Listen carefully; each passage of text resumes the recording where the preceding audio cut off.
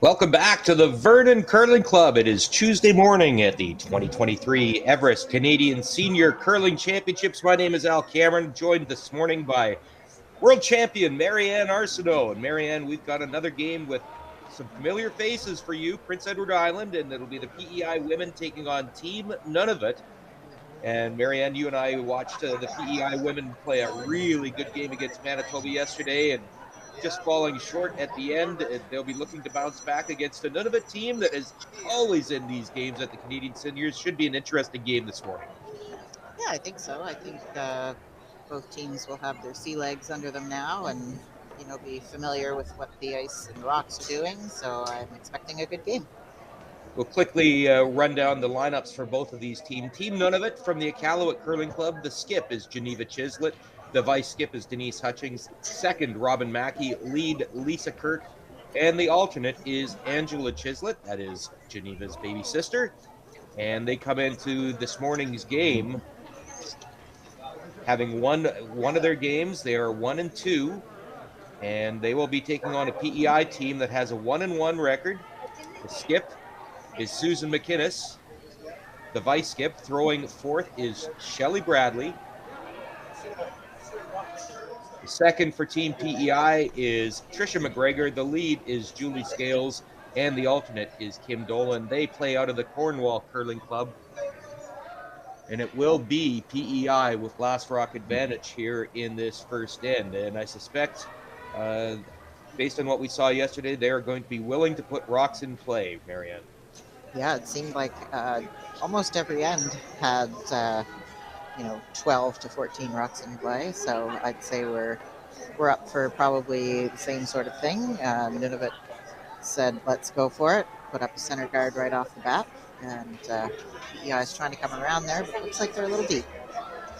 We talked about Nunavut coming in with a 1-2 record. They opened the event with an 8-7 win over the Yukon, and since then have lost to Ontario 7-3, and then last night they bowed 8-2 to Team Nova Scotia. Prince Edward Island, on the other hand, they opened with a win over Ontario 6-4. And then yesterday afternoon, what a game that was against Manitoba's team, Joelle Brown. Manitoba was leading 5-1 through six ends, and suddenly Prince Edward Island came back and put a 4 on the board to tie it up in that seventh end. And the eighth end was just a bunch of great shots before Joelle Brown made a wonderful shot on her first shot and didn't really give PEI a chance for the steal. But just a great character performance, I thought, from PEI, hanging tough in that game, and I think they will take some confidence out of it into this morning's game. Yeah, I think so. Those girls are such great friends. They didn't get down on themselves, even though they found themselves down in points, and snuck a four-ender in on the seventh end. Took Manitoba by surprise, but like you said, Joelle made that super shot in the eighth that really didn't leave Shelley with anything to follow up with. And if you want to talk about experience, this PEI team has an abundance of it. So many past Scotties appearances in the 20s, I think, cumulative, 25 Scotties between the four players, and that's not even including Kim Dolan, who has a number of them herself. So very, very experienced PEI team that has got a lot of championship experience. So I expect them to be around in the mix for a spot in that championship pool. Yeah, I would agree. I think on paper, certainly experience-wise, PEI is the strong favorite in this game, but this Nunavut team has been to this event a number of times, and they're making shots too.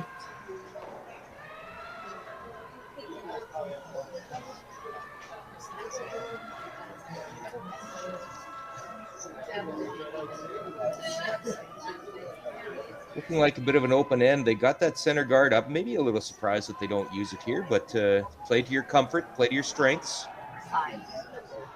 Uh-oh.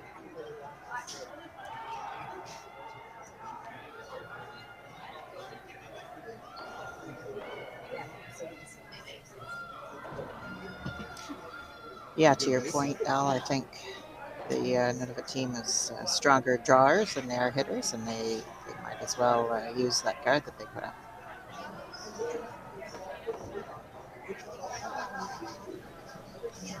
Now it looks like PEI will, in fact, use it. Trish McGregor struggled a little bit with her weight control yesterday, but based on her experience and her savvy, I expect her to bounce back effectively here today. Yeah, I agree. Like she must have got out on that one or had a bit too much ice. Doesn't seem to be curling the way it should. Oh, there it goes. I guess it was a little deep.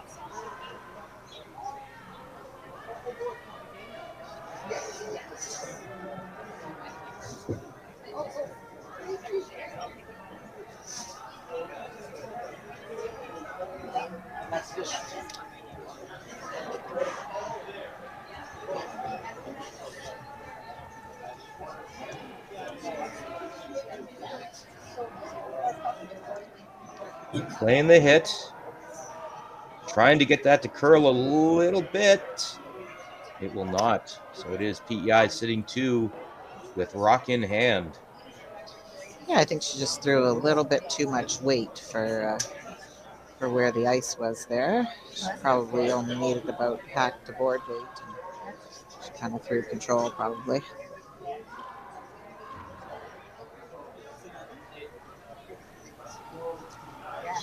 Trish McGregor now trying to get another one in there and ramp up this pressure on this Nunavut team. This line looks better for her.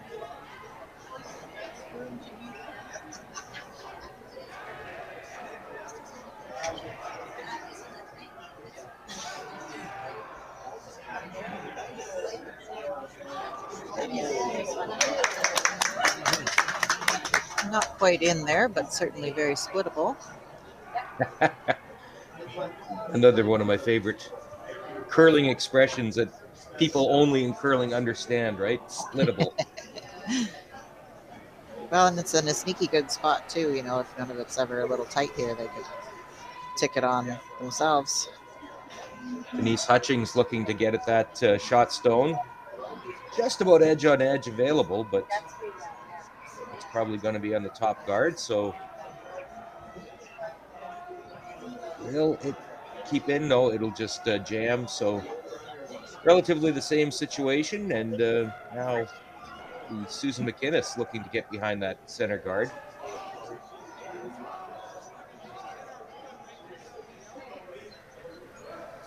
Susie's had great draw weight, so I expect she'll be close on this one.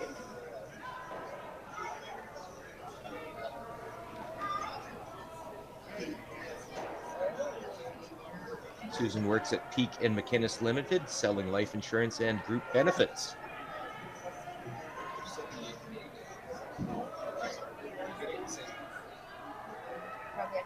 Bronze medalist at the 2003 Scotties playing lead for Suzanne Burt.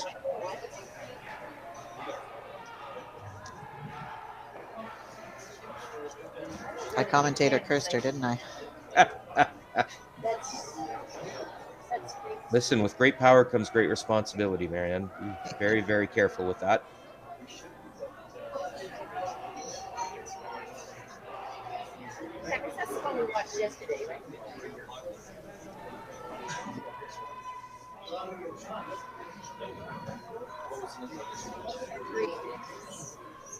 This one looks better now.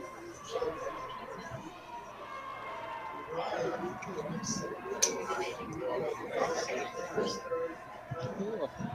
A little light, I guess. Trying to figure out who is shot here. So just completing the story on Susan McInnes and that bronze medal finish at the 2003 Scotties. And you sort of play a role in this, Marianne. That 2003 Scotties, she was playing for Suzanne Goody. The very first round robin game was against Team Canada, Colleen Jones. And you defeated her in an extra end 8-7. And PEI ran off 10 straight victories after that. Yeah, they were on a roll that year.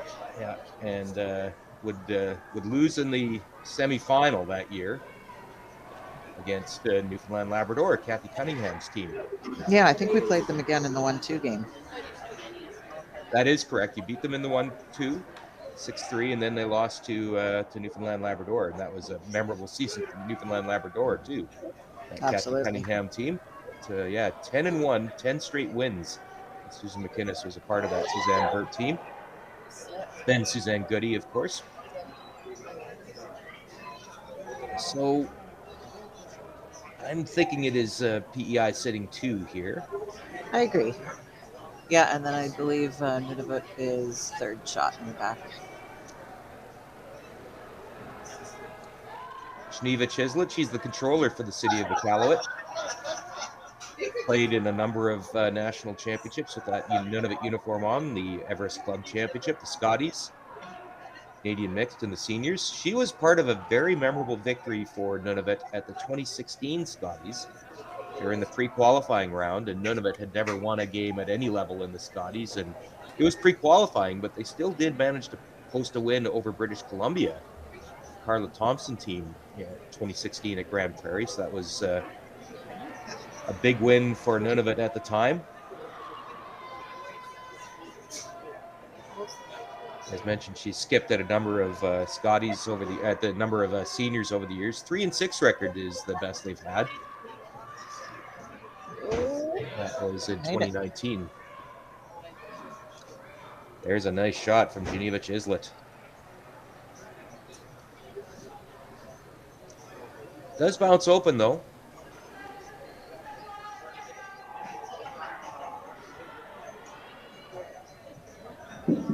Marianne, I would think that PEI, these 4 players, and Kim Dolan had a bit of a debrief after that game last night. What might have been some of the things they would have discussed?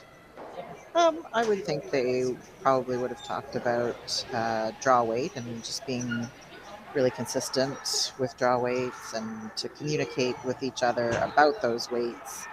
And to use your sweepers because there's nothing that sweepers hate more than just walking along a rock knowing they can do a thing about it.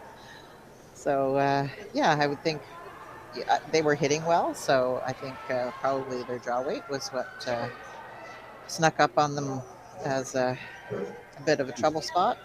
Oh, I think that picked. it either picked or it was a perky pebble spot. Right. During practice, you don't really throw anything down those middle paths, and that pebble can really grab the rock. I'll always give the benefit of the doubt to the player. Let's just say it picked. Yeah, that's good. But tough miss because it leaves that shot rock guarded. Yeah, yeah, and Giselle has a lovely chance now to put a second one in there. Geneva Chislett, her final shot here in this first end, and a chance to get herself in good shape for a steal here, biting the button. Although Just this looking appears way to out be there. a little heavy too, based on the sweeper's signals. Probably want to talk about getting to that back yellow one. Okay, no harm, no foul.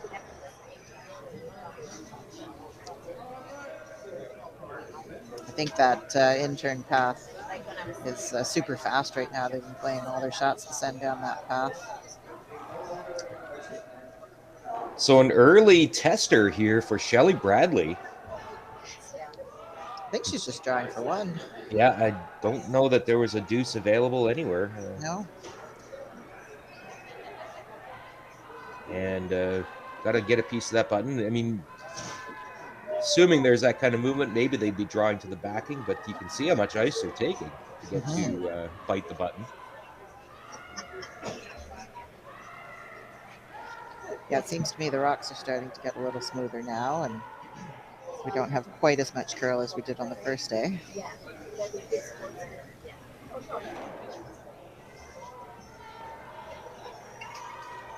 Final shot here in the first end.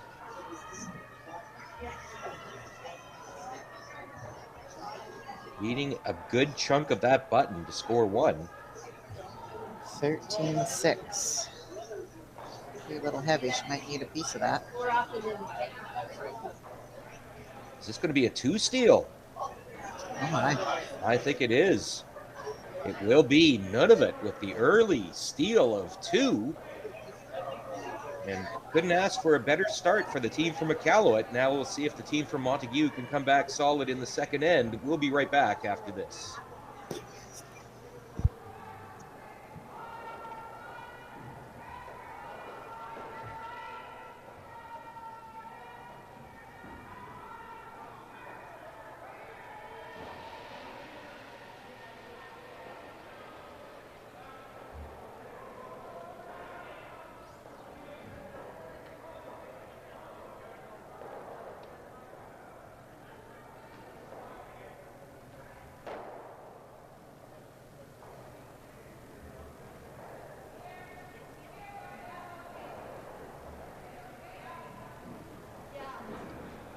Welcome back to the Vernon Curling Club as we head into the second end of this morning's feature game between Nunavut and Prince Edward Island. And Marianne, great start for Nunavut and set up by a wonderful couple of shots from Geneva Chislett that really put the pressure on, and a miss on that first shot from Shelley Bradley that left the guard.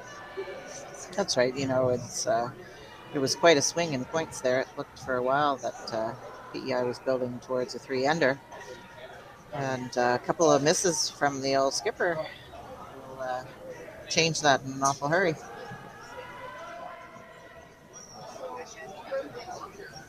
Lisa Kirk comes up a little light on that, and now PEI will try to build this end with corner guards. They have the hammer. Yeah, I think if Lisa had been in the outturn path, it probably would have been a lot quicker. She played that intern path, which was new this end. There's Julie Scales. She's been to 3 Scotties, once with Kim Dolan, once with Tammy Cudmore, once with Kathy O'Rourke. Lost to Everest Club Curling Final in 2014, the national final, playing with Tammy Cudmore. And this is her 4th trip to the seniors. Makes that corner guard very nice, but none of it's just going to go right around it. Now, I think they'll... they are going around it. Death. We're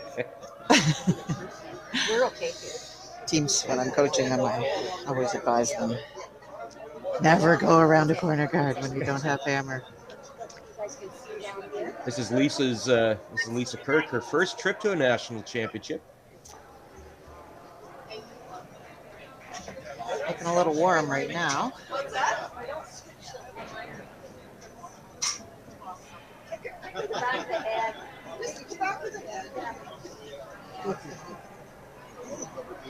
That will slide through the back. Now, sorry, go ahead. No, I was just going to say a bit too much of an adjustment, I guess, from her first one that she hogged somewhere right in the middle, and those two would have been perfect.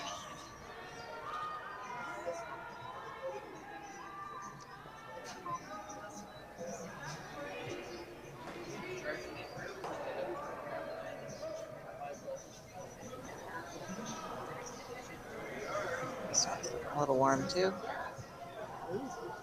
It's trying to come down. They're not playing today. They must be playing too. Both these teams adjusting to this ice this morning. One's coming down. She was just saving her sweepers. Saving her sweepers. That's a good teammate right there.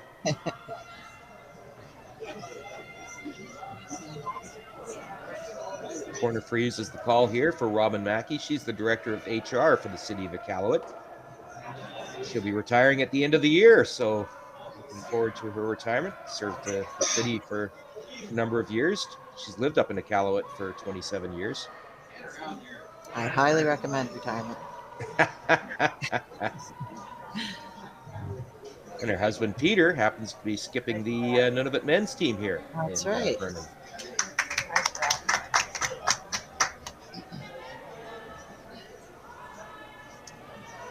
That one is just a little bit heavy, and now a chance to split the rings here for PEI, Trish McGregor. That might go right around that corner guard again.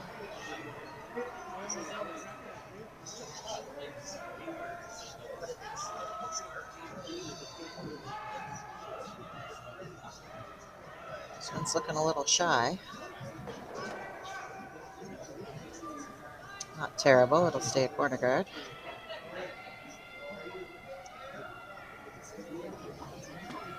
In play, but now a chance for Nunavut to try that corner freeze again.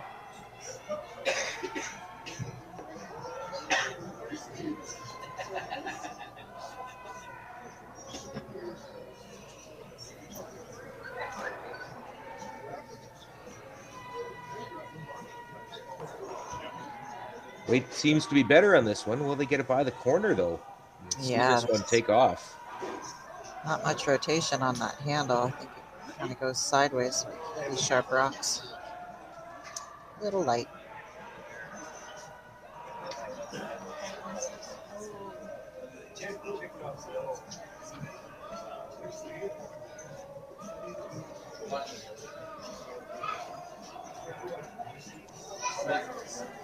Talked about Trish yesterday. She was a member of that Kathy O'Rourke team that made it all the way to the Scotties final in 2010 for losing to Jennifer Jones.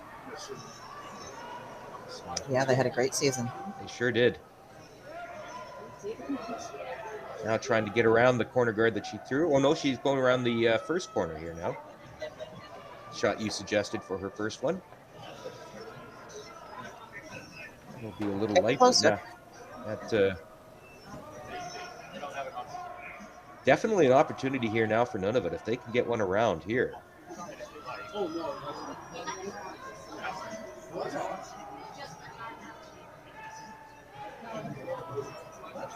Shanice Hutchings now. Yeah. Oh, yeah. Yeah. She, like Robin Mackey, they're both originally from Newfoundland and have lived in Iqaluit for a number of years. Denise is the supervisor of accounts payable for the government in Nunavut. It's a little wide. Yeah, they were sweeping that the whole way down. We didn't need it. Still shot though.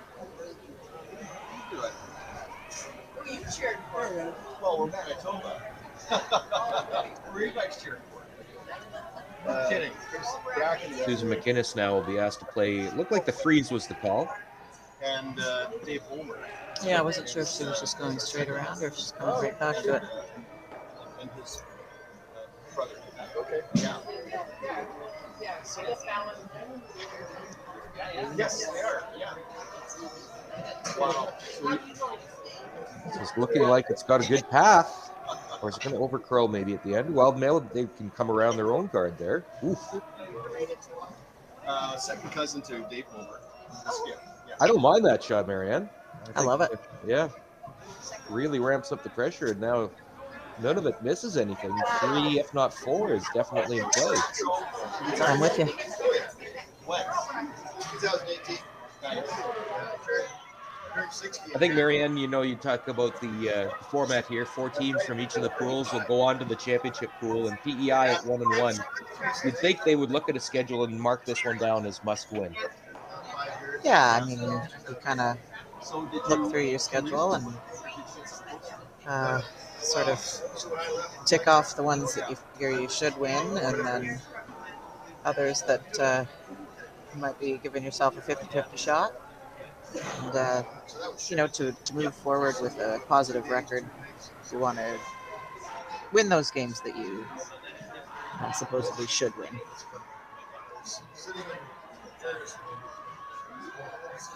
So it is none of it sitting 2, but there's definitely a pocket available. Susan McInnes, no doubt, will be drawing up to it. Attempting to, anyways. Mm-hmm. That was a nice shot.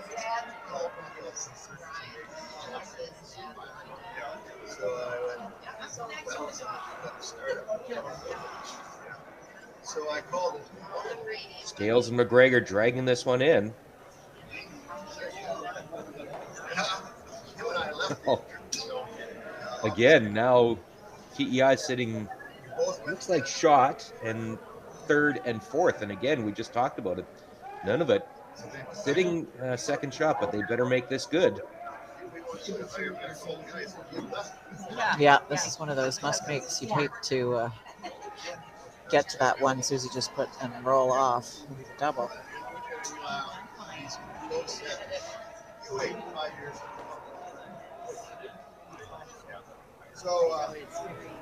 Geneva Chislett, her first shot of this second end, stealing 2 in that first, so some early momentum for the team from Iqaluit.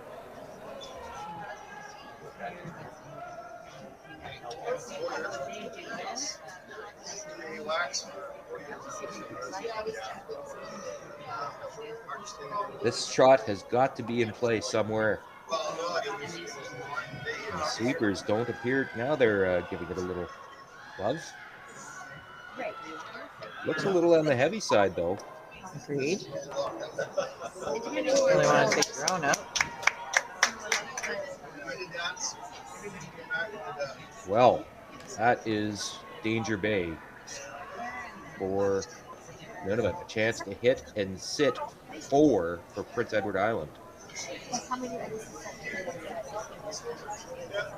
Yeah, and Shelley will want to roll the opposite way now to not create too much of a pocket. I think Geneva's only shot will be to try to freeze into the one on the back 8 there.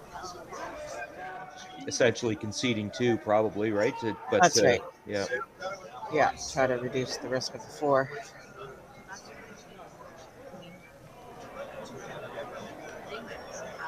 Shelley Bradley, first shot here in this second end. Yeah.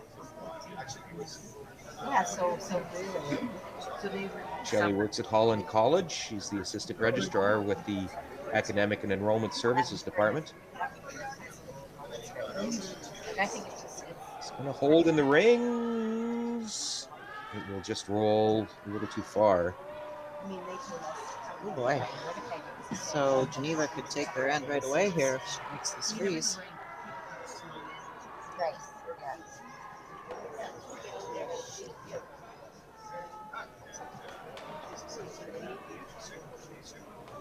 Well,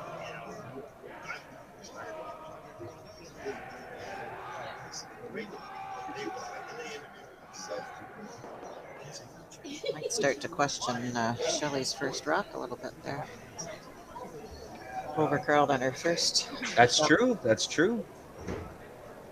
As they were sweeping to make that curl. 5 years later, I walked down the I stairs. just told her maybe it's stuff. From my vantage point, she got all of the ice and more. So Geneva Chislett, her final shot, and a big opportunity to kill a big end here for Prince Edward Island. This has got a curl, though. Got to be careful it doesn't touch their own at the back.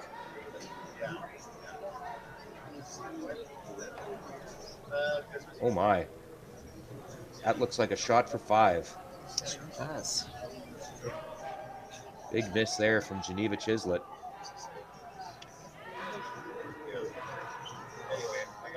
So 3 are in the bank, it looks like, for Prince Edward Island, and a chance to add 2 more to the account for Shelley Bradley. It's just one of those things, you talked about it the other day, which I loved, is when you get a present, you got to open it and unwrap it. That's right. There was a present there that stayed wrapped for none of it.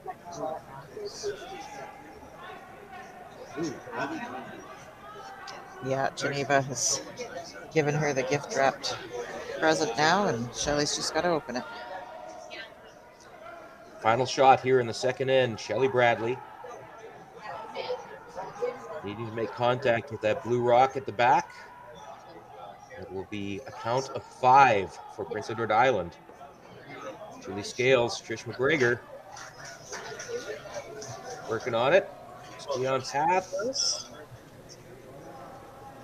Sweet choice. And there it is. Well-managed shot by Shelley Bradley, and it produces 5 for PEI.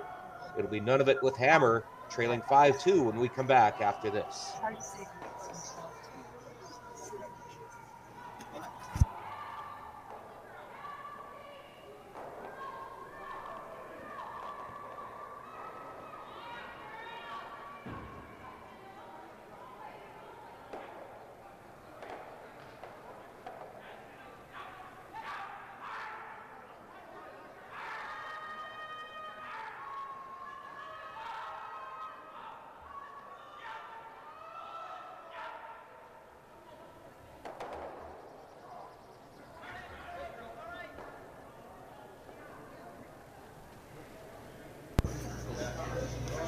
Welcome back to the Vernon Curling Club as we head into the third end of this morning's featured game at the Everest Canadian Senior Curling Championships. Marianne, you play a lot here at the Vernon Curling Club. You've seen just how big an event, how big a deal this is here at the club. Club members are really engaged. The volunteers have done a wonderful job, and it's kind of cool seeing what a club can do with a national championship event such as this. Absolutely. There's been a lot of time and hours put into organizing this event and making the club pretty.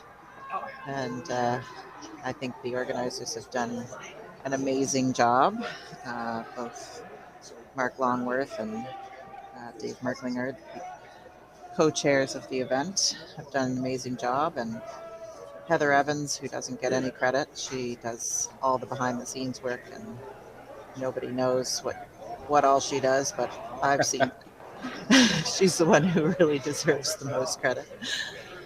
But yeah, the ice is awesome. I've talked to a number of the players. They're loving the conditions.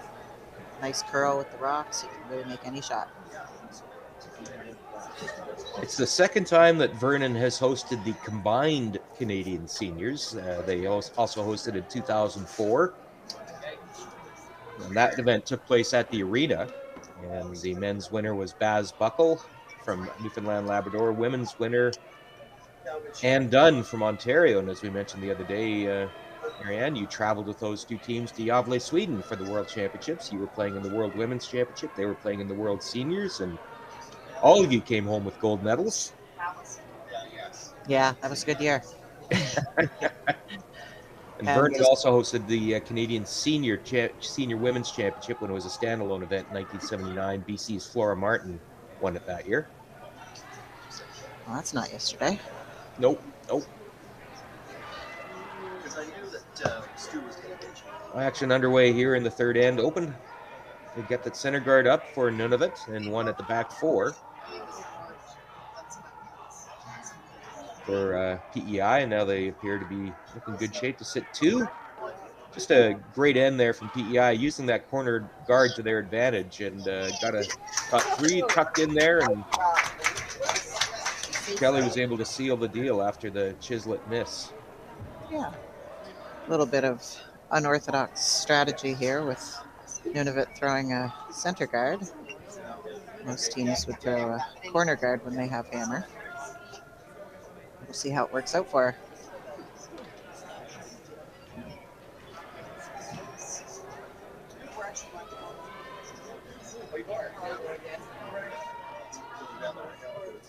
Lisa Kirk, she's the operation coordinator for Kulik Energy, and another original resident of Newfoundland Labrador, lived up north for 27 years. Geneva is the only player on this team that didn't come from Newfoundland Labrador. She's originally from Chavarie, Quebec.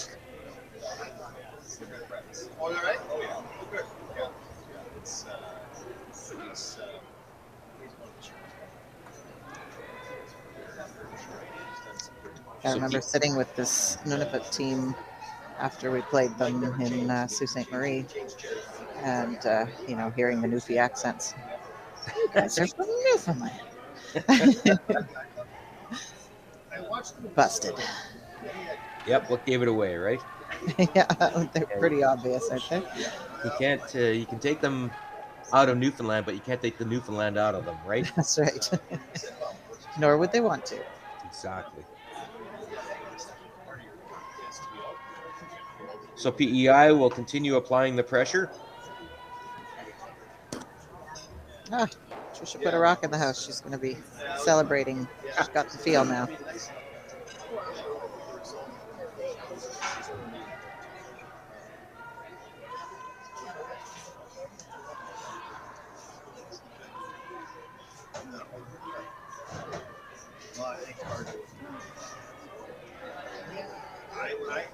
PEI looking to win its first Canadian Senior Women's Championship. The teams have won 3 Canadian Senior Men's Championship from the island, all won by Wen McDonald. His team won in 1971, 1975, and 1976. Iqaluit has never won a Canadian Championship.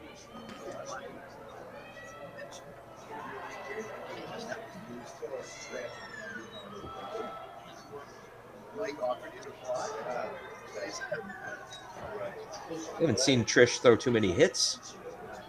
It's true. Looks by that ice, she's probably throwing about board weight.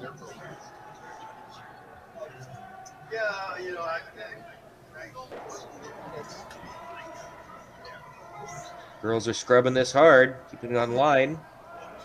Nice throw. Will they get the roll?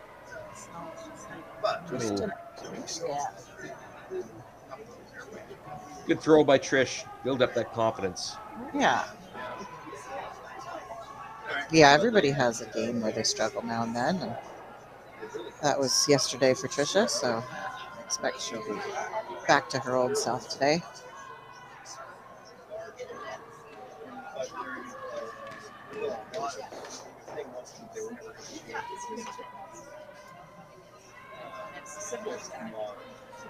It's back-to-back games for PEI here today. Once they complete this game, they'll be back on the ice this afternoon at 2 p.m. Pacific. They'll be playing Quebec's team Chantal Osborne. And Nunavut, meanwhile, will be back on the ice tonight at 6 p.m. They'll play Manitoba's team Joelle Brown from Winnipeg. So 2 game days. Another routine now as we get into the heart of the schedule. It's moving day, really. The preliminary round robin games will wrap up tomorrow night, at which time 4 teams from each of the 2 pools, 2 7-team pools, the top 4 in each pool will move into the championship pool, and then they'll cross over to play each other on Thursday and Friday. And then from there, we will get down to the 4 semifinal teams. The top 4 in the championship pool will go to the semifinals. No tiebreaker draws at the Canadian Championships. And that's really the way of top-level curling now. There were no tiebreakers at World Championships. There will be no tiebreakers at the Scotties, no tiebreakers at the Montana's Brier, and no tiebreakers at national championship events of any kind anymore, really. I'm not crazy about that. Yes, you hear a lot about that. Yeah, to put all of the weight on the pregame draw to the button to me doesn't really prove which is the better team. My humble opinion. IMHO. Yep. Well, the trend definitely started by the World Curling Federation, and Hmm. scheduling obviously is one of the key factors, especially when fields have had to be expanded to accommodate new countries and new member associations. And there's only so many draws you can fit into 9 days of curling. For sure.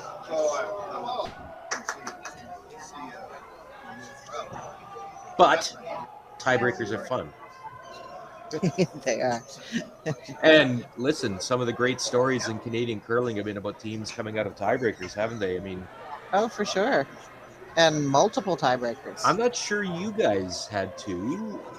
Certainly, the other Jones made a habit of that, Yeah. of coming out of tiebreakers. Jennifer Jones won a few memorable Scotties out of the tiebreaker positions.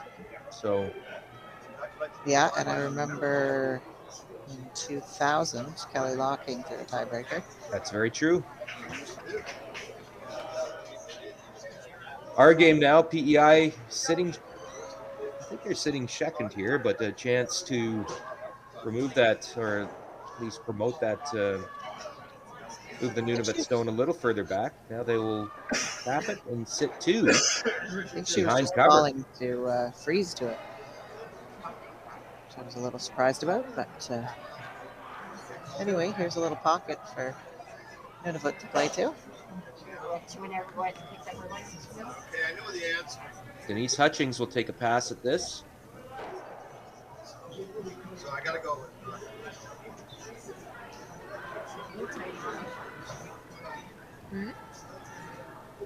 Oh yeah. That is a inviting looking pocket there in the button, especially with that center guard up that Nunavut threw right at the very beginning of the end. Yeah, it really It's is. going to get there, though. They crashed on their own center guard. Well, there's the 2 corner guards that you might have expected at the beginning of the end. But now PEI sitting 2, looking to turn up the pressure even more, put another one in there, and Oh yeah, they're so take that pocket away. Yeah, she called for a center guard, tight center guard, which I think is going to be tough to get there with those 2 corner guards as high as they are. We'll see if she can yeah. hang it out there. Oh okay, yeah. She'll play the other turn this time. Now, what would go into the thinking of changing the turn here? Just comfort level and knowing your own release, or Well, it looks like she changed the call entirely. She tapped the top 8 there. Oh, and now they're change it going to again. think about it some more. Nothing wrong with a long guard here, long center guard. So back to the out turn. Yeah, anywhere, basically plugging that hole, right, Marianne? That would Exactly. get the job done. I just think she was looking for a 3 guard, which is tight to the house.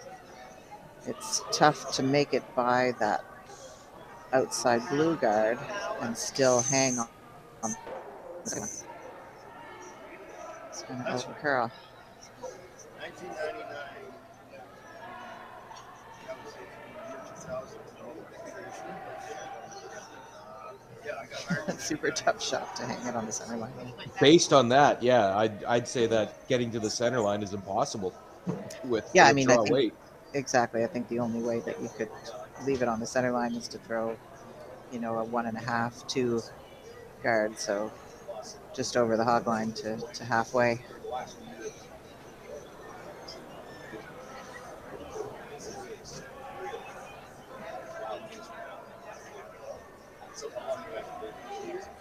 So that hole is still available. It absolutely Certainly is. not with a draw, but back ring weight maybe just through. Yeah, I think probably, back line kind of weight. Looks pretty inviting to me.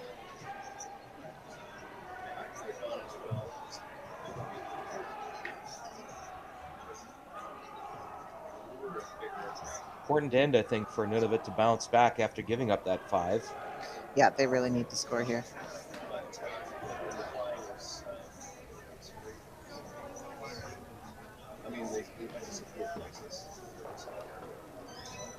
All 8 sheets in play here this morning at the Vernon Curling Club. When we come back for the fourth end, we'll give you an update on the other games taking place.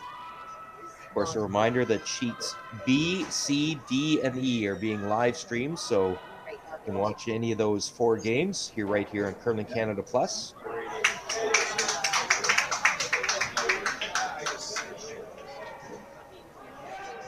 First shot here in this third end from Geneva Chislett.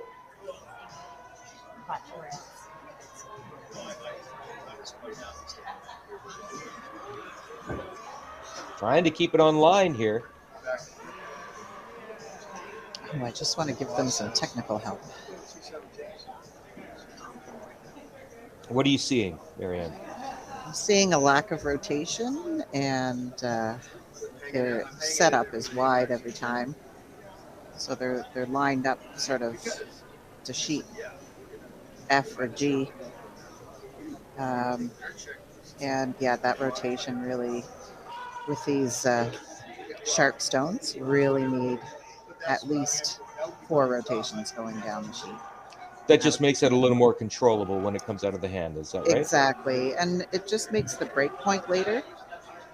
So you saw that her rock started curling right away.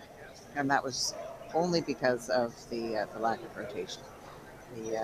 The sharp rocks just grab the pebble and kind of curl unnaturally rather than a nice, slow, steady curl. They curl sideways. And it takes the weight off of them too. So the sweepers think it's good weight out of their hand, perhaps, and then it just dies. So if you have good rotation, it will just hold the line until about 3/4 of the way down, and then it will start to break. And that's what you really want, is that sort of late break point so that you can maneuver the rocks the best. So here's that guard you just talked about, basically just across the hog line, maybe 2 or 3 feet past the hog line. That's the only way you're going to be able to end up on the center line, I think, but that gets the job done. Yeah. Shelley Bradley here with her final shot in the third end.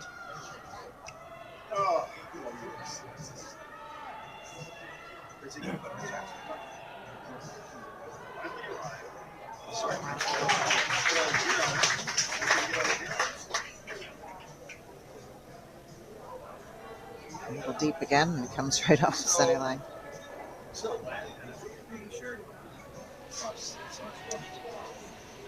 So, same shot is available to Nunavut. It sure is, and that would be for just the one, I guess.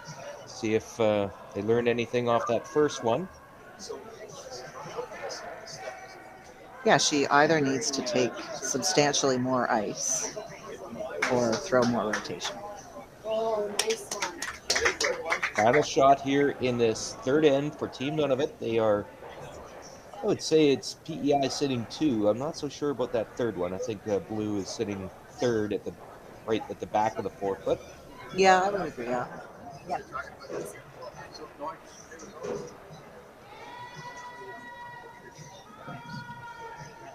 Sweepers are on it right away. Well, sure. Now that's really all of them. Did it get by? It does. Well, cut them down. I think it's certainly 1 for PEI. It's the question of whether they get 2 on this. We might get a measure. I think we will. So it's certainly 1, and Susie's saying, "Don't touch." do not touch. So every curler's got a story of a rock being moved prematurely Oh, you know it. before a measure. My money is on yellow here for 2, for the record, but I've been wrong Okay. before. We'll get the measure here.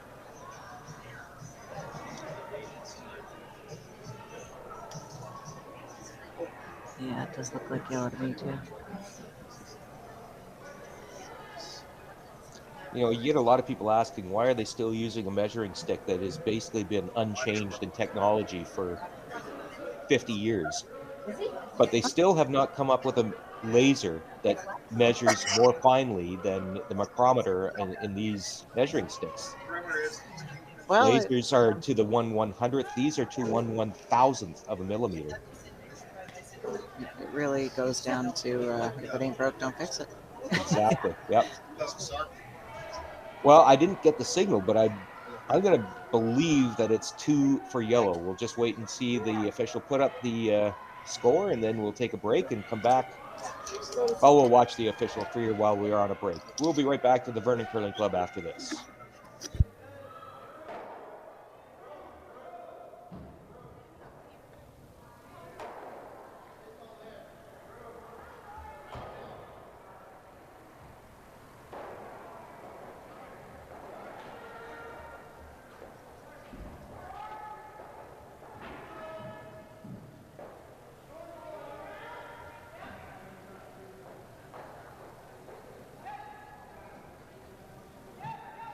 Welcome back to the Vernon Curling Club. As you can see, we can confirm it was a steal of 2 for Prince Edward Island. They take a 7-2 lead into this fourth end. Take a quick look at the other games taking place here. Draw 6 at the 2023 Everest Canadian Seniors in women's games. First, we'll start off with Team Alberta at 3-0, team of Tina Ford Johnston. They scored 3 in the first end, gave up 2 in the second, and they carry a 3-2 lead with hammer into the third end against BC's team Gushalak. Alberta unbeaten at 3-0, team BC at 1-1. It's an Eastern Canada battle as Team Ontario skipped by Susan Froud from Alliston. They are up 4-2 now on Team Chantal Osborne. And that is from Quebec. Quebec is unbeaten at 2-0, Ontario at 2-1. Ontario just took 3 in the third end to take that 4-2 lead. In the other women's games, Northwest Territories, Team Sharon Cormier with a steal of 6 in the second end. And they lead 8-3 over New Brunswick. Team Shelley Graham, New Brunswick at 0-3. The Northwest Territories at 1-1. There's 2 in the first for the Territories. That's 6 steal in the second. And New Brunswick coming back with 3 in the third. So the Territories with a 5-point lead and the hammer playing in the fourth end. Men's games, 2 unbeaten teams. Saskatchewan, Team Cordy from Saskatoon against BC, Team West Craig from Duncan. At 2-0, Saskatchewan at 3-0, and it is a 2-2 tie. BC with a stolen one in the first, and then they came back with one in the third. And Saskatchewan with a deuce in the second. So it's a tie game. Saskatchewan with the hammer in the fourth end. Another unbeaten team, Manitoba, Team Dave Bomer. They take two in the second end, and they lead 2-1 over Quebec's Team Francois Roberge. Quebec with a 2-1 record. Battle of the North. It is the Northwest Territories taking on the Yukon. And it is the Yukon with two in the first and a steal of one in the second. The team's blanked the third, so it's 3-0 Yukon leading the Northwest Territories, playing the fourth end. And in the other game, it is another PEI Nunavut battle. In men's play, PEI's Team Gorvet, Phil Gorvet, they take two in the second, a steal of three in the third after giving up two in the first to Nunavut's Team Peter Mackey. So it is PEI with a 5-2 lead, Nunavut with hammer in the fourth. And in our game, it is a 7-2 lead for PEI after a steal of two in that third end. So 7-2. And PEI looking to keep that pressure on. They sit two right now. And just a little bit of rock management issues for Nunavut getting in the way, and maybe some inconsistent releases. Looking to get a little curl on this one. That'll move it out of the way, so Nunavut will sit second.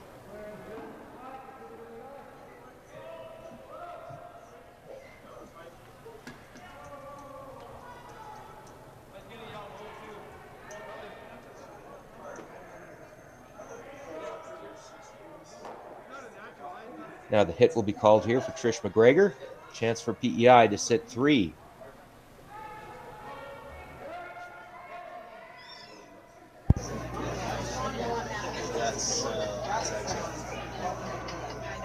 Gonna have to work on this one to hold it though.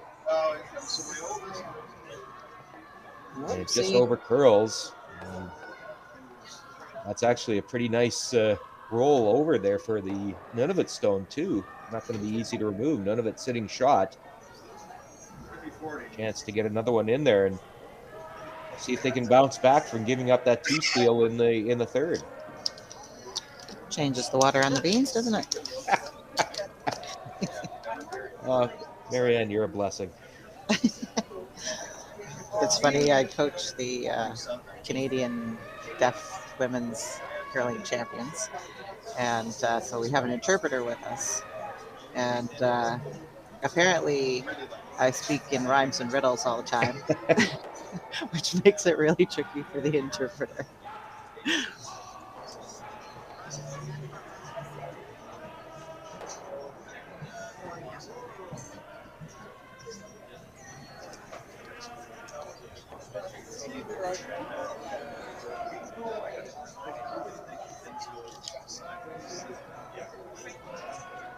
Now PEI is just going to remove the threat here. That center guard certainly is the troublesome rock, more than the ones in the rings.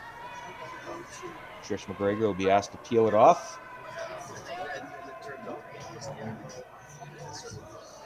Yeah, you wouldn't normally think you'd be peeling a center guard when you don't have hammer. Probably just give her better access to the ones in the rings.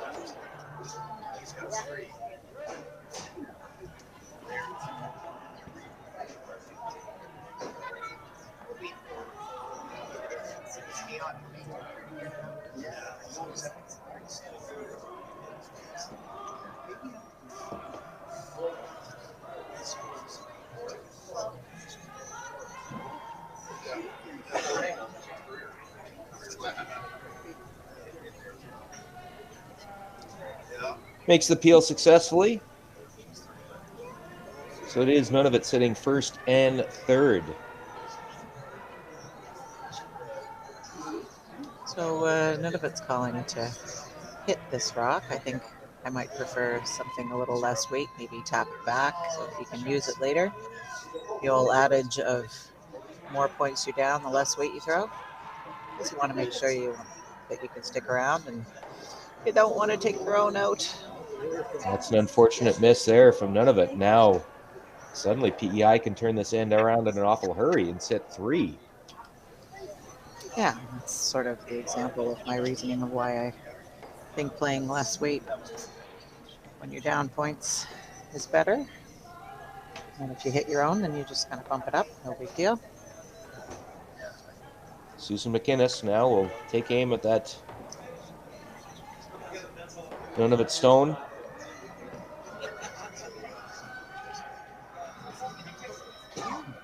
Trish and Julie working on it to keep it online. It's May pretty not good. be able to hold the shooter, but that's not the end of the world when you've got a 5 point lead. Exactly. You don't really want extra rocks behind the tee line, especially.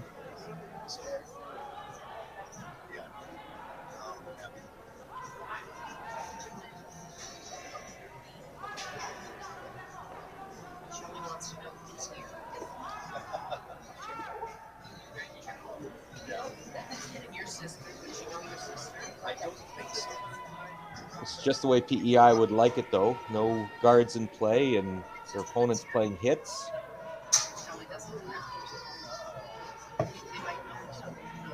Want to hold that shooter in the rings.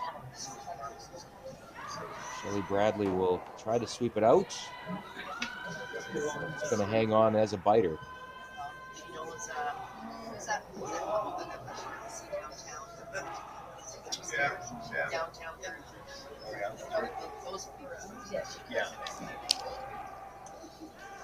Susie will Reminder, probably want to sorry, roll go ahead. this. Yeah, they're probably looking to roll this shooter out rather than leave rocks around to be jammed upon later.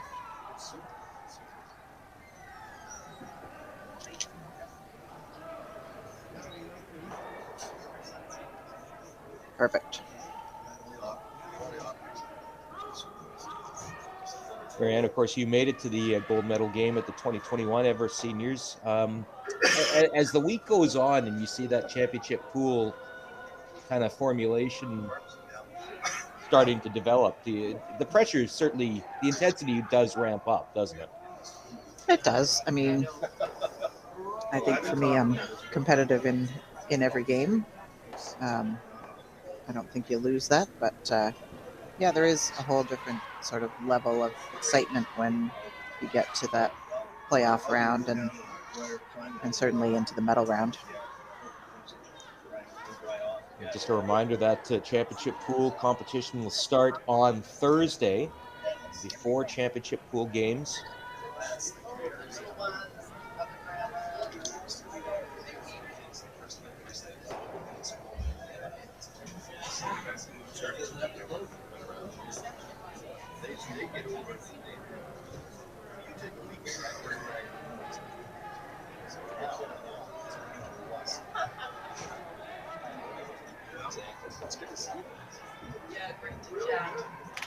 One's going to have to move.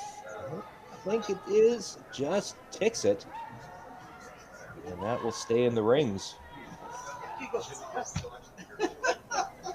Still PEI with shot stone, but chance now for Nunavut to hit and sit for 2. That'd be a big morale boost if they can get a deuce back in this end and carry some positivity into that 4th end break. That's right.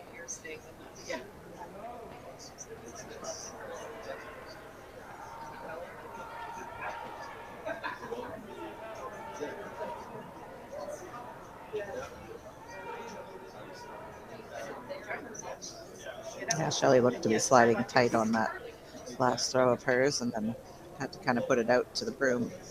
Just got a little full, I think.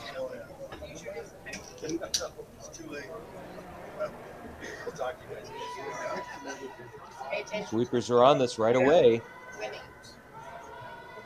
That has been the pattern, that they do tend to overcurl a little bit, this Nunavut team. This one looks good, though. Mm-hmm.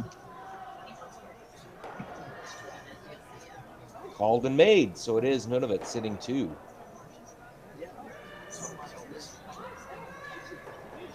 Now Shelley will just hit this one and force Geneva to hit and stick again.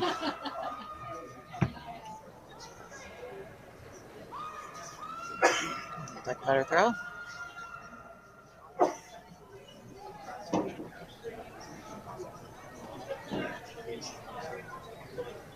to hold this. Nose, right on the nose. Nice shot there by Shelley, but now it's a hit for a deuce for Nunavut. Essentially the same shot she just threw.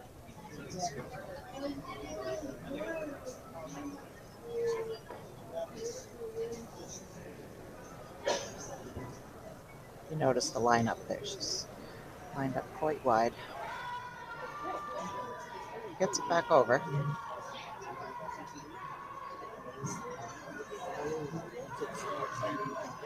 Better be careful. This might hang out a little too far. There it comes. Nice finish. That should get the job done. It does. Good job. So it is a hit for two for Geneva Chislett, and it will be 2 on the scoreboard for Nunavut. PEI takes a 7-4 lead. The teams will take their fourth end break. We will too. We'll be back after a few minutes.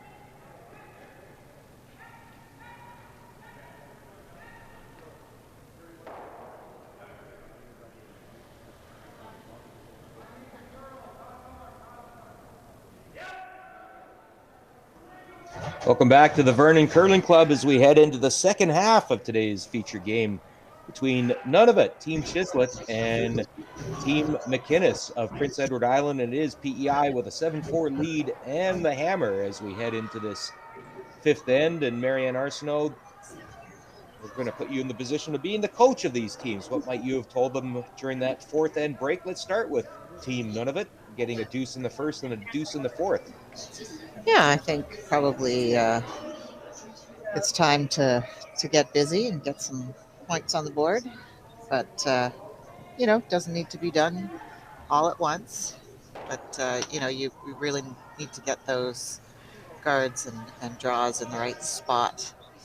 So it's tough to create much offense without guards. So hopefully we'll get a few rocks in play and get the score a little closer. But it looks right now that PEI is sort of the stronger team at the moment.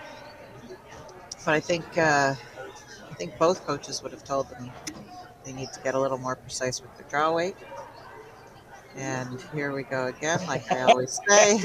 Yeah, I was waiting for you to get to that.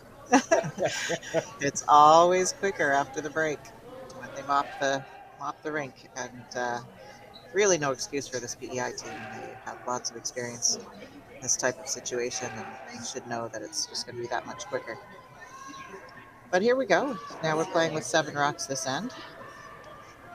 The PEI team, I imagine, I mean, they get that big 5 in the second end, follow up with a steal of 2. But again, I think you would have reminded them just to need to be just a little sharper with draw weight, particularly. Absolutely. They've had a few uncharacteristic misses, unforced errors, you might say. And, just let's remember, just wait to broom. You don't have to do anything fancy, likely. You just want to make sure that you make all those bread and butter kind of shots.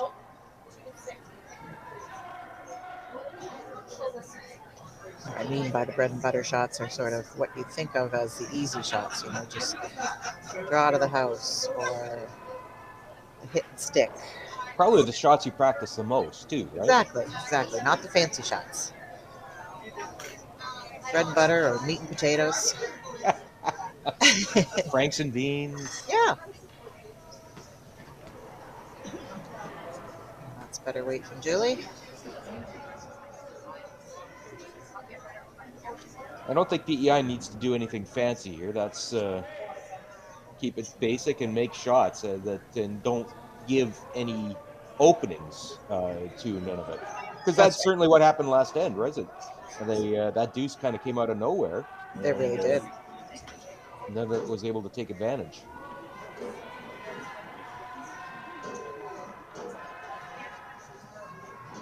That one's got a curl.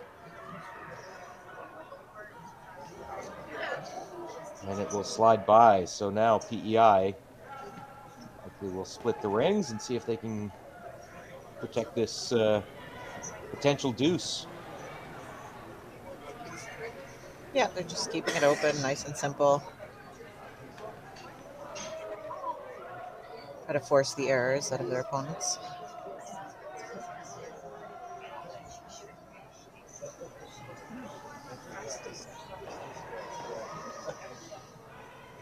Eight end games. A reminder, 30 minutes on the time clock. We haven't had, I believe there's been one time clock a game that was ended because of the timing, but I did hear that. yeah, I don't think it was a game that was in doubt, put it that way. Right. So timing generally hasn't been an issue here. The teams do have two 90-second timeouts as well.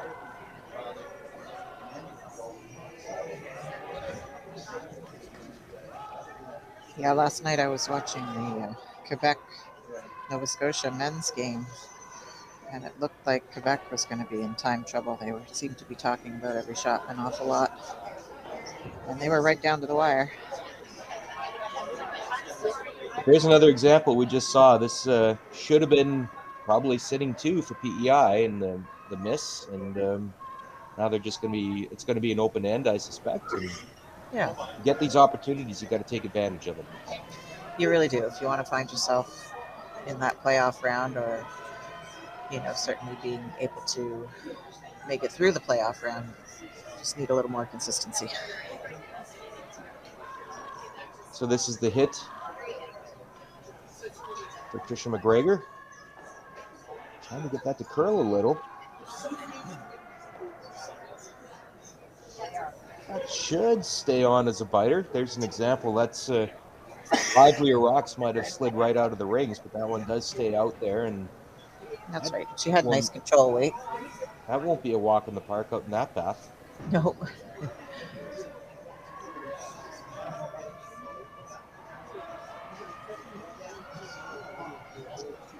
Denise Hutchings, take a pass at it.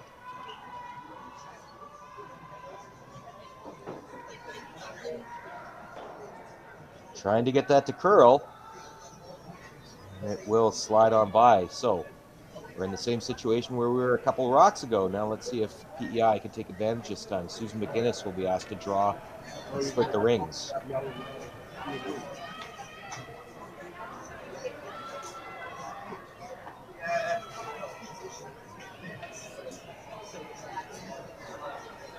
A championship pool, the other aspect of it that is important is that teams that do advance, the top 4 in each pool, they bring their records with them. So just want to get as many wins as possible to bring with you into that championship pool. If you're at 3 losses, does not help your chances at all to make those semifinals, which will take place here Saturday.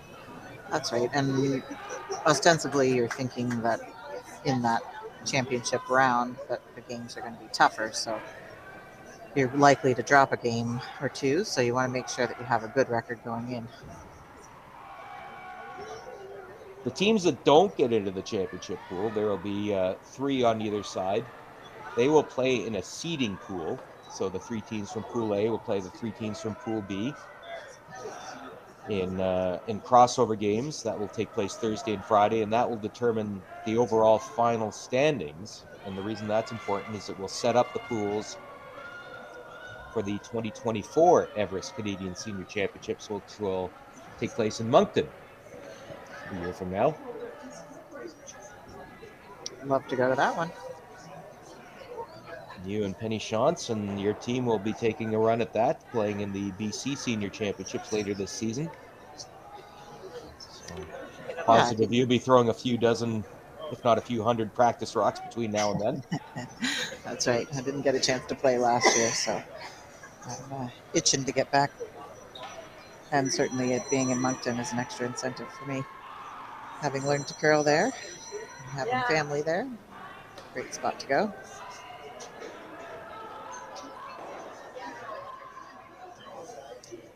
The chance to split the rings here for Susan McInnes. Yeah, it looks like Susan made a good adjustment there.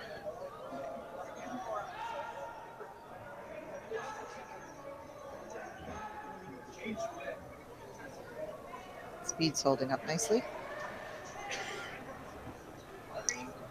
Perfect. That'll be up to Geneva Chislett to see if she can make the hit on this. She made 2 perfect ones last end to get that deuce.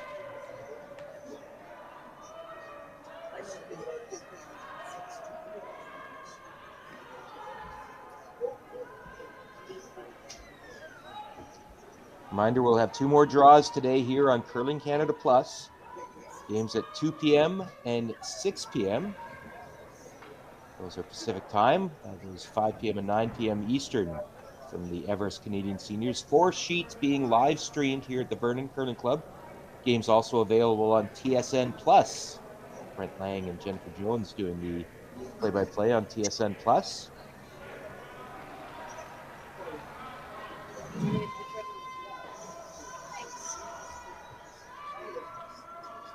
Got some nice rotation on that one. But it is going to over curl. Yeah, just didn't quite get out to the broom on that one, unfortunately.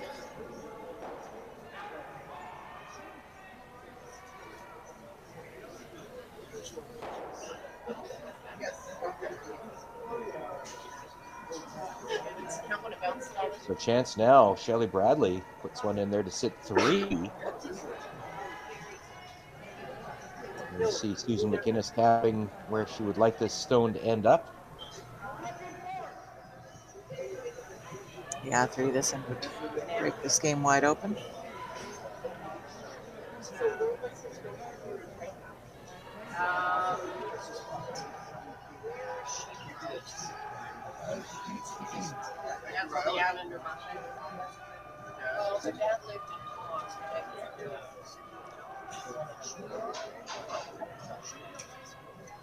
Bit of stroke for Shelley here in this fifth end. PEI with hammer and a 3-point lead. Looks like plenty.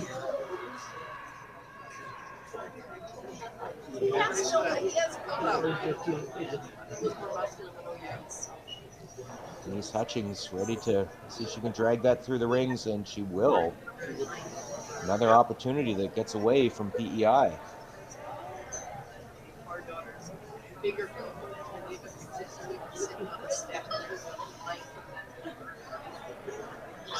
Yeah, I don't think either team will be thrilled with their performance yet in this game. But lots of points on the board. That is true. So another shot here for Geneva to see if she can remove that shot stone.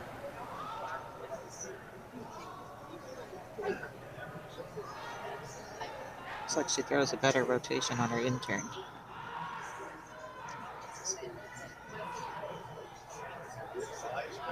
Very nice. Lovely. So it'll be a shot for 2 here for Shelley Bradley. There's interesting, just where Susan is holding the broom for Shelley compared to where Denise Hutchings was holding the broom for Geneva. A lot closer to the rock. And that's just a reflection of release and rotation. And weight, probably. Right, yep. Final shot here in the fifth end.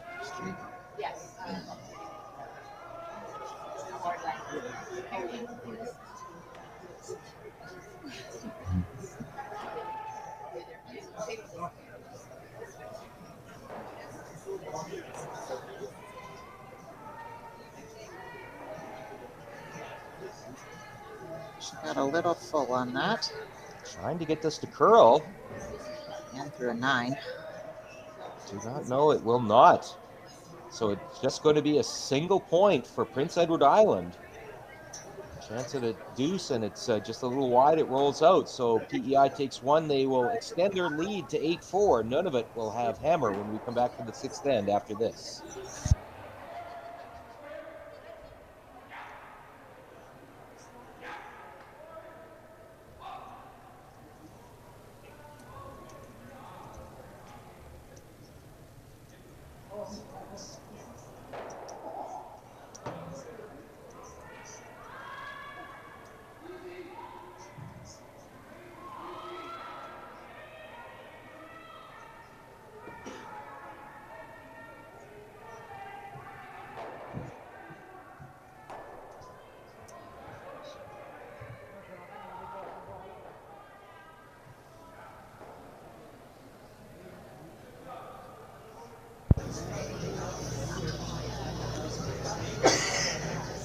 Back at the Vernon Curling Club as we head into the sixth end of this morning's feature game between Prince Edward Island and Nunavut. An 8-4 lead for PEI's team. Susan McInnes from playing out of the Cornwall Curling Club. But they've definitely given away some points here this morning, Marianne. Yeah, it's a bit of a messy, kind of inconsistent game so far. Another misplaced lead shot there. I don't know what's going on with them. Sometimes just have one of those games. We've all been there. We have all been there. There are 64 players on the ice right now here at the Vernon Curling Club. I guarantee you every one of those 64 can tell a story about a game that has not been memorable. Yeah. Or memorable for the Right. wrong reason. That's right. Can't buy a shot. Guarantee it. But let's tell you about some of those other 64 players. We'll take a quick look at the scoreboard here at the 2023 Everest Seniors as we get into the late stages of Draw 6. In women's action, it is BC, Team Gushalak from New Westminster, and Team Atina Ford Johnston, representing 4 different communities in Alberta. Alberta coming in with a 3-0 record, and they are currently up 4-3 with Hammer playing the 5th end against BC. Quebec, Team Chantal Osborne, unbeaten at 2-0. They just scored 3 in the 4th end, and they now lead Ontario, Team Froud, with a 2-1 record. It is a 5-4 lead for Quebec, a big 3 in the 4th end for Quebec to take that lead. And in the other game, it is Team Northwest Territories. Team Sharon Cormier for Yellowknife. They are currently leading 8-4 over New Brunswick's Team Graham from Fredericton. The Territories looking to improve to 2-1. New Brunswick coming in with an 0-3 record. As we told you, there was a steal of 6 in the second end for the Territories, but New Brunswick has come back with 3 in the third and a steal of 1 in the fourth. So it is the Territories with a 4-point lead and Hammer playing in the 5th end. Men's games. Saskatchewan unbeaten at 3-0. BC unbeaten at 2-0. And it is Saskatchewan's Team Cordy from Saskatoon with a 4-3 lead on Team West Craig from Duncan. Saskatchewan taking a deuce in the 5th end. So BC trailing 4-3 with Hammer playing in the 6th end.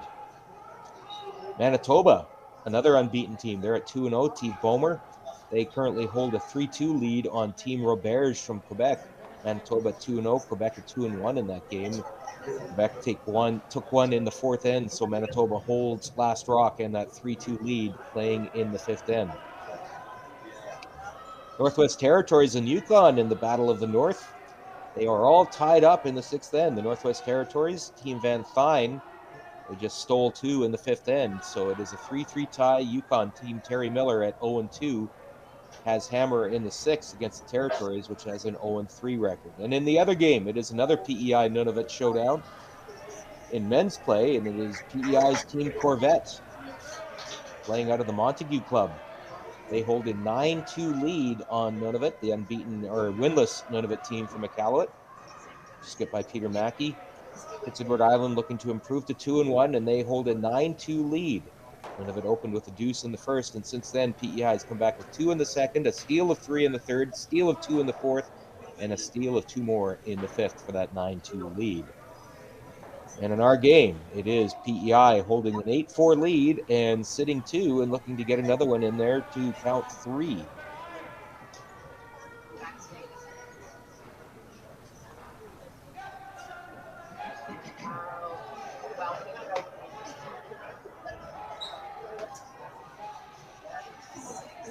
There's a good draw placement.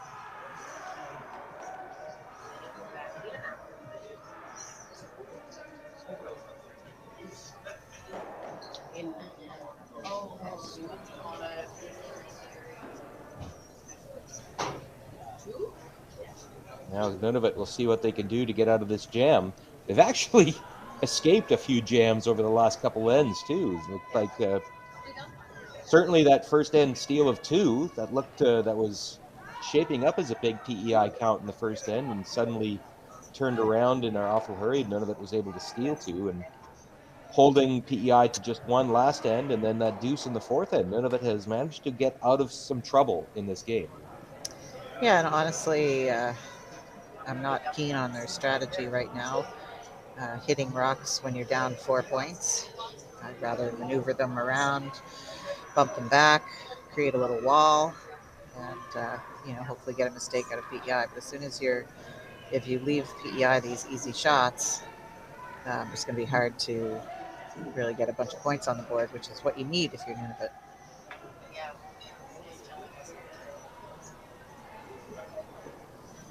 Unless you get a jam like that. And there's another example.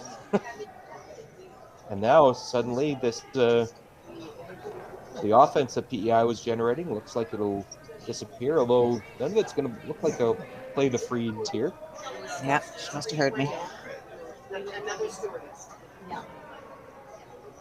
She honestly needs rocks in play, so it's a good call. Whether you freeze or bump it a bit, just got to get rocks in play that will make the shots for PEI a little more difficult.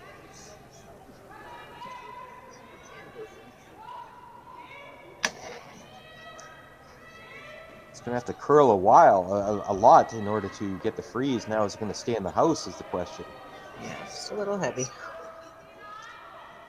So, we've been down this road before. Let's see if PEI can make a couple shots and see what they can do to generate a steal here in this sixth end. Yeah, and these are the situations where you don't want to let your guard down. You know, you're up 4 points, but you don't want to end up short here and giving the opponent something to come around. Make sure that your rock is in the house, preferably above the tee line, of course.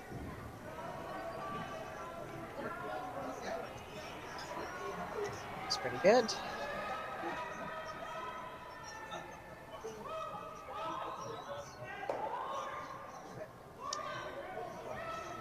Exactly to the spot they were calling. Susan McInnes. I mean, that double looks pretty natural. Yeah, it doesn't really get you much, though. No, it doesn't. The hit and roll was probably the call there. Hit and roll frozen, or just tap it back and. That's right. I agree. Al.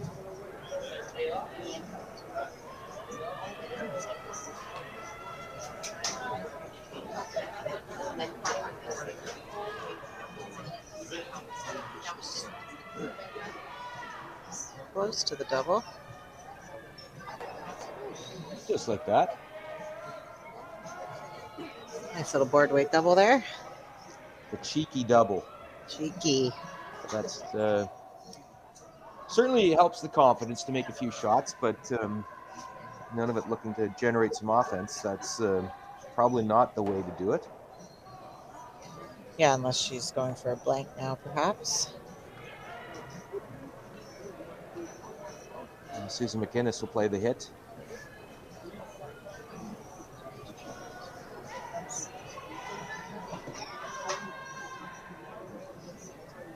Very nice. But there you go. Now the freeze attempt is going to be called.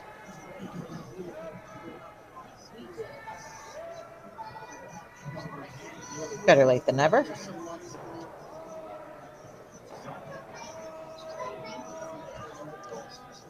Of course, this Nunavut team does not get to travel an awful lot to events, any kind of spiels. Like many of these teams would be going to some weekend spiels around their regions. So there's nothing that can replace competition, right? In terms of getting better.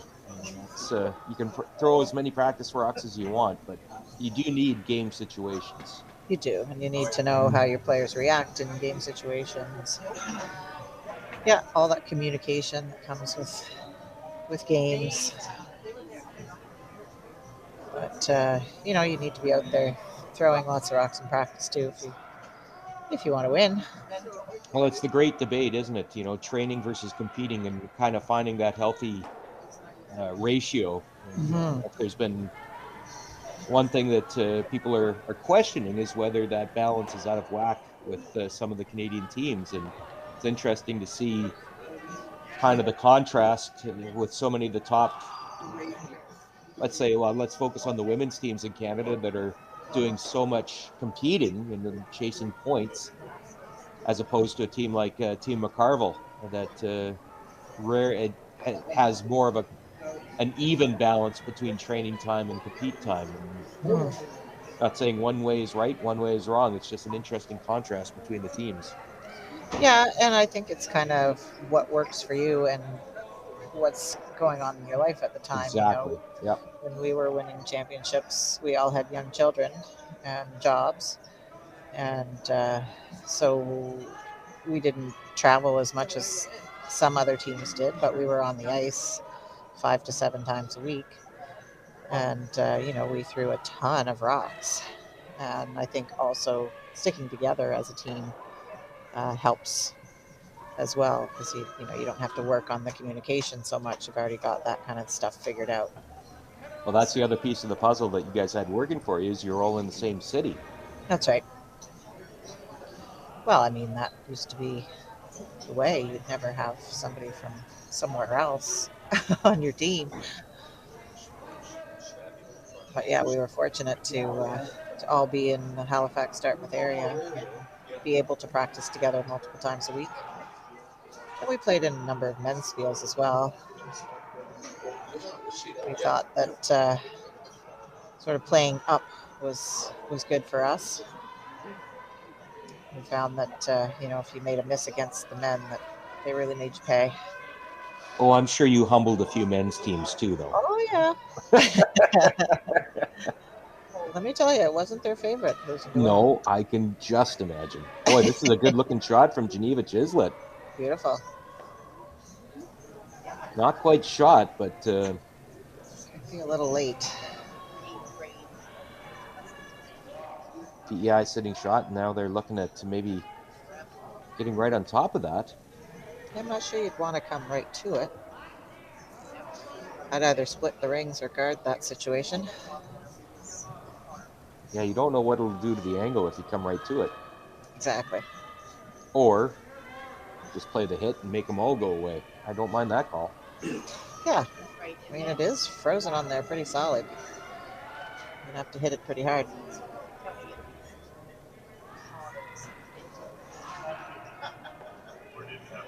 Shelly can throw the weight, though.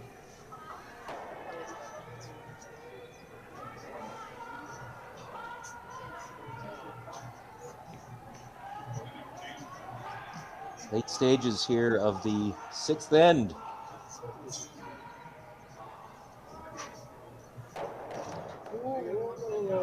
None of it with hammer here in the sixth, down by 4.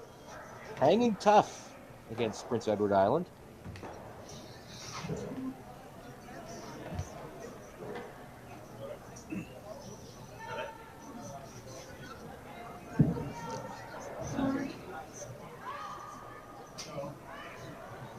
Looks pretty good. Might be the clean pick.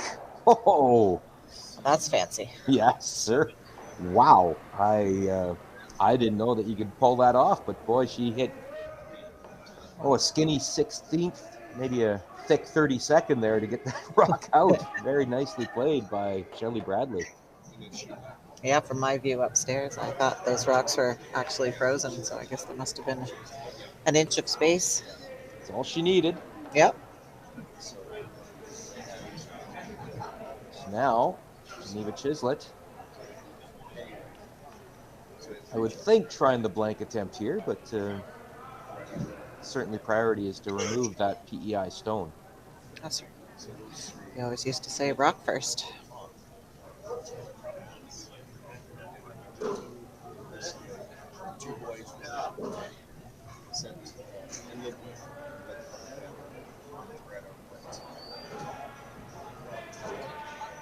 Final shot of the sixth end, Geneva Chislett. Maybe she's going for the overgreen.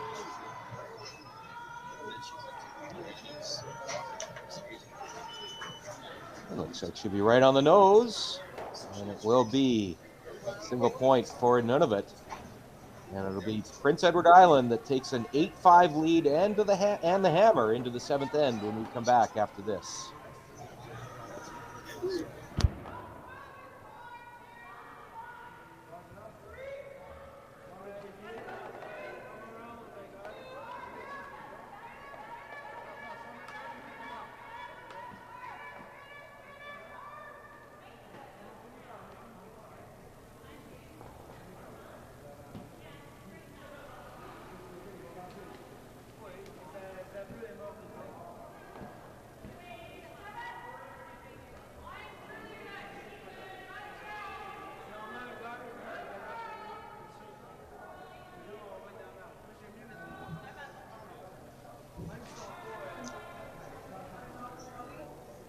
On to the seventh end we go here at the Vernon Curling Club as we get to the late stages of this morning's Draw 6 at the 2023 Everest Canadian Senior Men's and Women's Curling Championships. I'm Al Cameron, joined by Marianne Arsenault. as we close out what's been a pretty interesting game between Nunavut and Prince Edward Island. Nunavut hanging tough. They are down just 3. It is Prince Edward Island that will have hammer here in the 7th end. And, that PEI team we talked about, there was some expectations of them, and not the most consistent game this morning, but certainly they'll take the W if they manage to pull this off. That's right. Now, none of it really needs some good rock placement here. They need some guards out front. They have to steal pretty much time to ignore PEI rocks and really just get all the play to the middle. Unfortunately, the lead's a little offline and a little off weight here.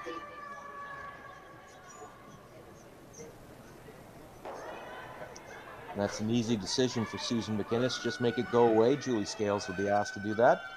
That's Talked right. about They'll Julie want to yesterday. roll out. Talked about Julie yesterday. Certainly quite a curling family. Her brother John, world junior champion in 1977 with Bill Jenkins. Another brother Kent, he played in the 1985 Canadian Junior Men's Final. Lost to some guy named Kevin Martin. And Brian Scales been to a couple Canadian Junior Championships, as well as playing in the 2000 Brier. So, and then Julie herself has been to 3 Scotties.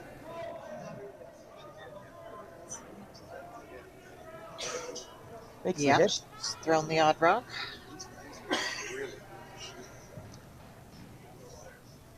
Now, Nunavut trying to generate some offense with the freeze here.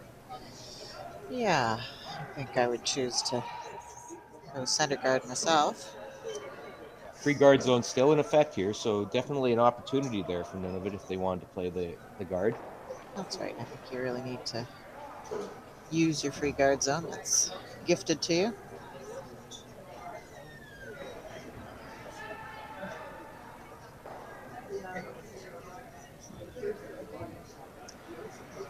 That rock will over curl and see if it hangs in there.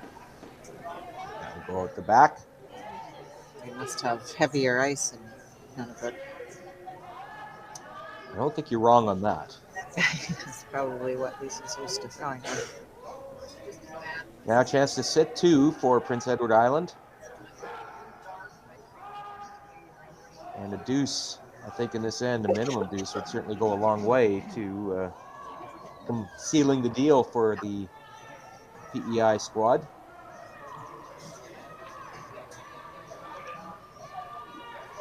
Came into today's game with a 2-1 with a 1-1 record.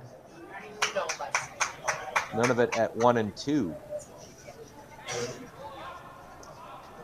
But you look back on this game, and PEI did get that big count of 5 in the second end, but you take that 5 out of the mix, and you can make an argument none of it's in position for a win. Now you can't take that 5 out of the mix, obviously, because it changed the complexion of the game, but outside of that one end, it's been relatively even in terms of offensive opportunities.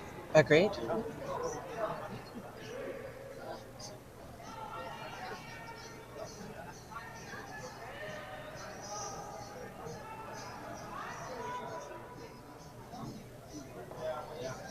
Freeze attempt being called again here for Nunavut.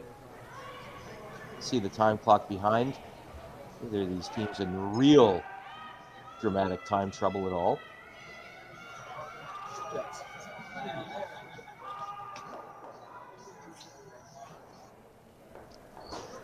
Geneva will come out and see if she can drag this in a little further. Rocks in play, that's the key thing here for Nunavut. Even if that's short, that's not a bad result. You could argue it's probably a better result. I'd argue that.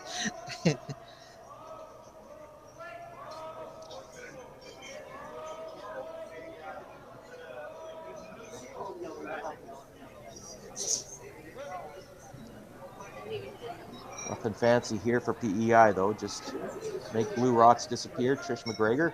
That's right. A little tight there. Play it on the overcurl side now. Jam might be an issue here, though. That's amazing. Well, she That's won't be actually, sorry to see that go.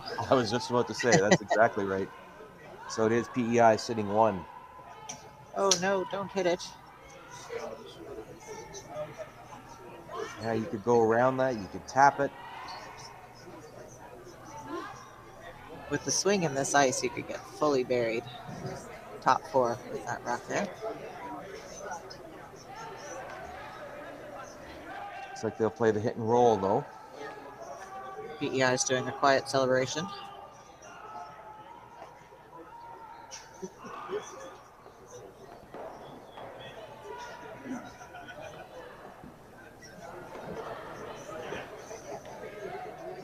Looks like it's on target. Not going to get the roll part, but certainly the hit is made.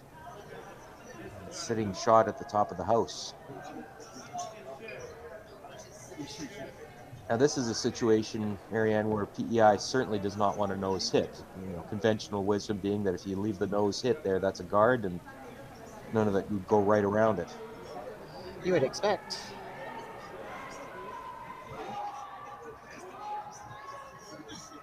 Pretty close to nose, isn't it? And there it is. Shot we just talked about. Now let's see what none of it does. And there it is. So a little bit of an opportunity, a little crack in the door here for none of it. And I'll tell you what, if they can make this, steal one here in the 7th, that's just a little more pressure being put on PEI to finish it off in the 8th end. That's right.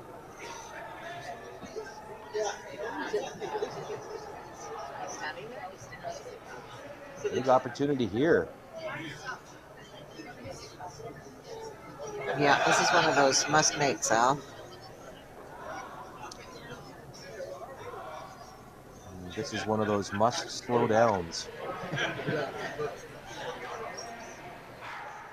Just to curl and die.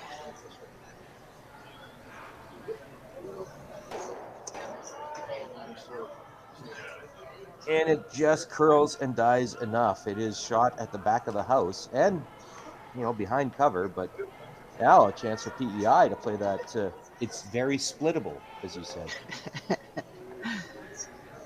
That I don't see a more splittable rock than that ever.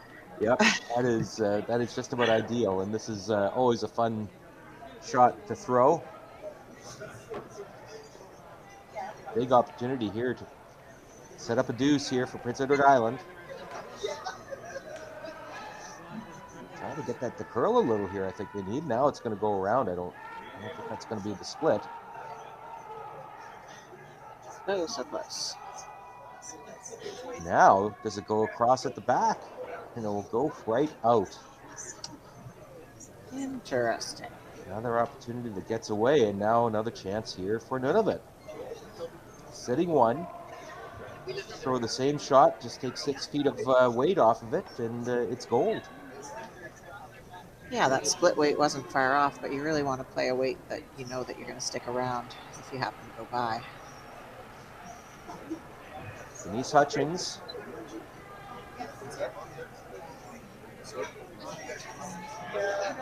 Sweepers are on it right away. Now they called off.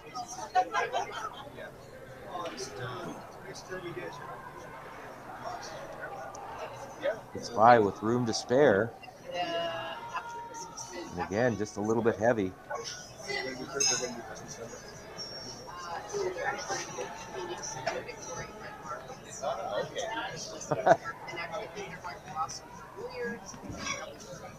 She's stumped. Go ahead, Marianne. How is Shelley stumped? Yeah. I was going to say the split is still there, but it doesn't get you shot, I don't think. And It'd be tricky. yeah. So the thought here is, I think she might be calling that split again based on the ice. Doesn't look like enough for the straight come around.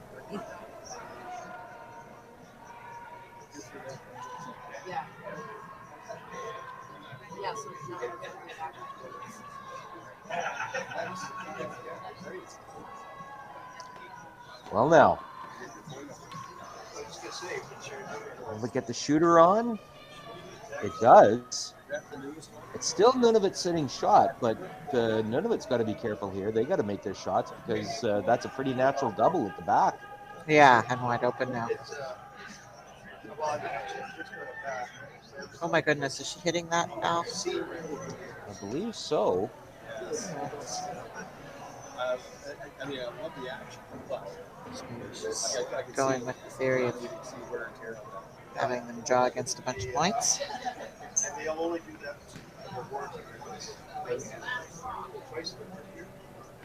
She's got a lovely sort of semi-center guard up there. Still buried edge of button.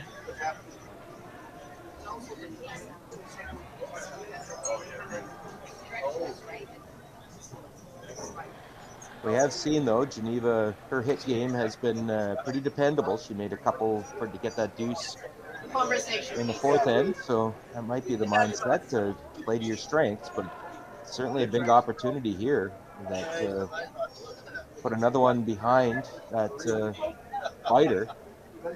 And he's sitting Yeah. two and putting the pressure right on PEI. Yeah, I mean, really, by hitting this, you're just full out hoping for an easy shot miss from PEI. Meanwhile, there's a jam possibility here. There's all sorts of yikes outcomes. Now this one's got a curl, it looks like.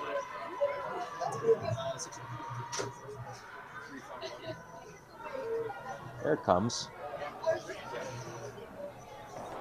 Made the hit.